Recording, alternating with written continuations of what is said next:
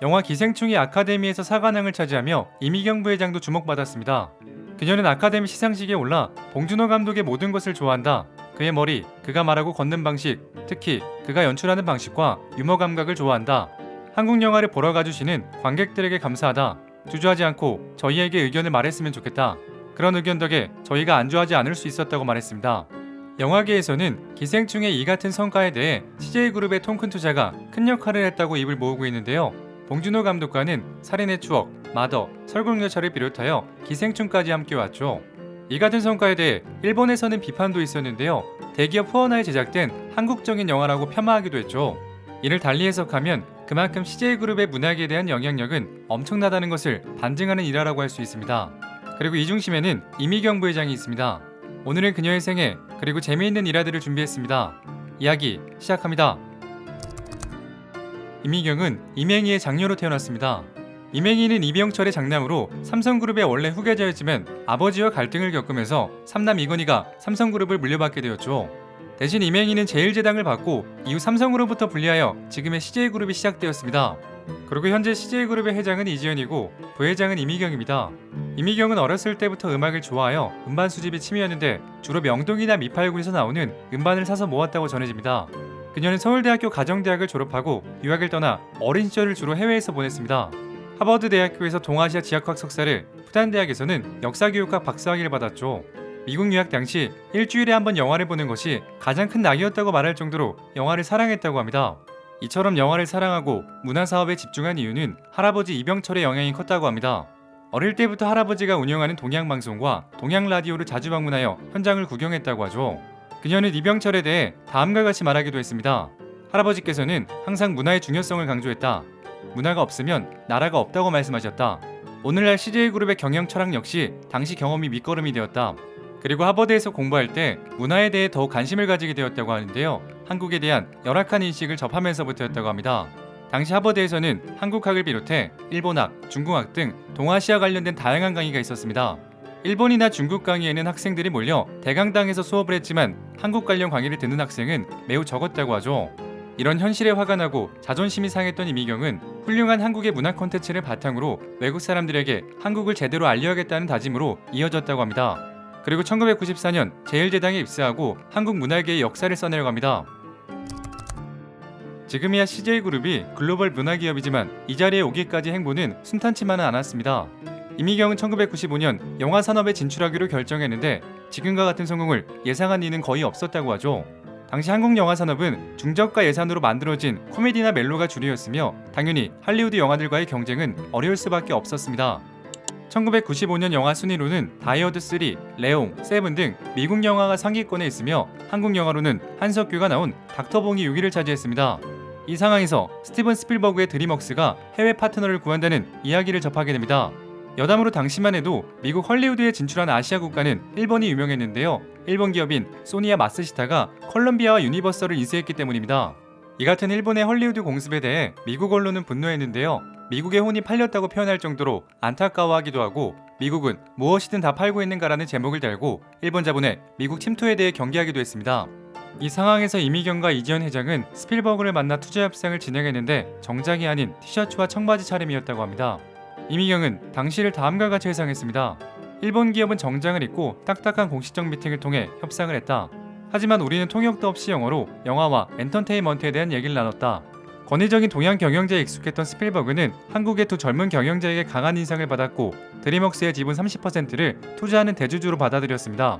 이 돈은 제1제당의 연매출의 20%가 넘는 금액으로 엄청나게 큰 돈이었죠.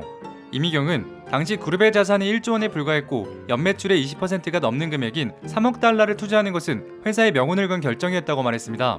이후 드림웍스의 연례회의에 참석하면서 영화 산업뿐 아니라 TV, 음악 제작 등 엔터테인먼트 산업의 구조를 배울 수 있었다고 하죠. 이것이 CJ그룹의 콘텐츠 사업이 성장할 수 있는 밑바탕이 되었습니다. 그리고 시간이 흘러 드림웍스의 카젠버그는 CJ와 동업관계가 없었다면 오늘날의 드림웍스는 존재할 수 없었을 것이다. 특히 이미경과는 아주 좋은 관계를 맺어왔다고 말했습니다. 1990년대 말 문화사업을 본격화하는데 외환위기라는 어려움이 닥치게 됩니다. 많은 대기업들이 하나둘 발을 뺐지만 이미경은 투자를 멈추지 않고 묵묵히 사업을 유지했습니다. 외환위기 직후인 1998년도에는 첫 멀티플렉스 극장인 CGV를 선보였는데요. 여기에는 이미경 부회장의 꿈이 있었다고 하죠. 하버드 유학 당시 미국의 멀티플렉스에 처음 갔을 때의 문화적 충격이 가슴 깊이 남아있었고 우리도 글로벌 콘텐츠 시장에 기여하고 싶다는 꿈을 꾸었다고 합니다. 그리고 2000년에는 영화 배급 투자사인 CJ 엔터테인먼트를 설립하며 본격적인 영화 배급 사업에도 나섰습니다. 이렇게 투자해서 제작, 배급, 그리고 상영을 아우르는 업계의 공룡으로 성장했습니다. 이 과정에서 봉준호 감독과의 인연도 시작되었는데요. 봉준호 감독은 이미경을 만나기 전까지는 앞날이 불투명한 영화 감독이었습니다. 첫 장편 영화인 플란더스의 개가 흥행에 참패했기 때문이죠. 하지만 이미경의 지지 아래 살인의 추억을 제작하여 성공을 거두게 되었습니다. 이후 기생충까지 많은 작품을 함께 해오고 있는데 둘은 한국 영화 발전 방향에 대해 이야기를 나눌 정도로 가까운 사이라고 하죠. 여기에 더해 1700만 관객을 모은 영화 명량은 현재까지도 관객 수 1위를 지키고 있습니다. 이미경 부회장이 항상 성공만 거둔 것은 아니었는데요. 직원들의 반대에도 불구하고 영화 마이웨이에 투자를 추진했으나 실패를 거두기도 했습니다. 영화 마이웨이는 강재규가 메가폰을 잡고 장동건, 오다기리조, 판뱅빙이 출연한 대작이었습니다.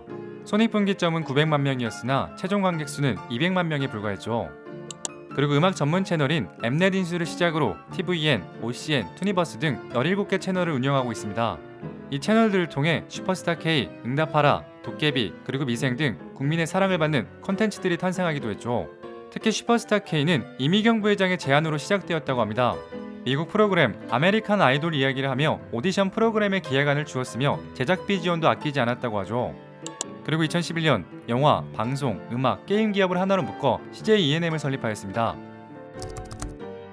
이미경은 한국 문화계에 큰 영향력을 행사하는 데모로 평가받는데요. 연예인들과의 친분도 깊다고 합니다. 이병헌, 정지훈, 김남주, 서인영 등과 친하다고 하는데 가수 비는 음반을 내고 늘 아들같이 보살펴주는 이미경에게 고마움을 표현하기도 했습니다.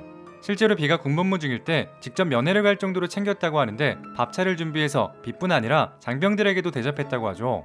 그리고 최근 영화배우 이정재가 두 여성 재벌 사이에서 찍은 사진이 공개되어 화제가 되기도 했는데요. 왼쪽은 임세령이, 오른쪽은 이미경이 팔짱을 끼면서 친분을 드러내기도 했죠.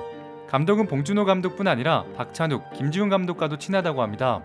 그리고 정기적으로 파티를 열면서 문화계 인사들을 초청하는데 초청받는 사람은 문화적인 영향력을 가지고 있는 사람이라고 볼 수 있다고 합니다. 이 초청을 무시하고 안 간 유일한 연예인은 장근석인데요. 이후에도 엠넷에 출연한 걸 보면 별다른 불이익은 없는 듯합니다. 그녀는 사업가로서는 승승장구했지만 인간으로서는 어두운 삶을 살았습니다. 어릴 때는 아버지의 부재가 가장 큰 시련이었다고 하죠. 앞서 말씀드린 것처럼 이맹희 회장은 아버지 이병철과의 갈등을 겪으며 해외로 떠드느라 가족과 떨어져 지냈습니다. 그러다 보니 장녀 이미경의 어깨는 늘 무거웠다고 전해집니다. 그리고 그녀 역시 삼성가의 유전병인 사르코마니투스병을 앓고 있는데 이 병은 운동신경과 감각신경의 이상으로 다리를 절게 되는 병입니다. 이미경은 이른 나이인 20대 때 이 증세가 처음 나타났고 이때부터 목발을 짚고 다니거나 휠체어를 타고 다녔다 합니다. 2015년 아버지 이맹희가 세상을 떠났을 때 상복을 입고 목발을 짚고 있는 모습이 언론에 나오기도 했죠. 당시 동생 이지연 회장은 상조로 참석하지 못할 정도로 건강 상태가 좋지 못했다고 합니다. 그리고 그녀는 집안의 반대를 무릅쓰고 김석기와 결혼했다가 이혼한 경력도 있죠. 여담으로 김석기는 배우 윤석화와 재혼했고 주가 조작으로 해외로 도피한 이력이 있습니다. 박근혜 정부 시절에는 블랙리스트에 올라 퇴진을 종용받았다고 전해집니다. 청와대에 미운 털이 박힌 것으로 지목된 콘텐츠는 여의도 텔레토비, 변호인, 그리고 강해라고 합니다. 지난 2012년 정치 풍자 코너 여의도 텔레토비를 방송했는데 당시 박근혜를 상징하는 빨간색 옷을 입고 거침없는 욕설을 날리기도 했죠.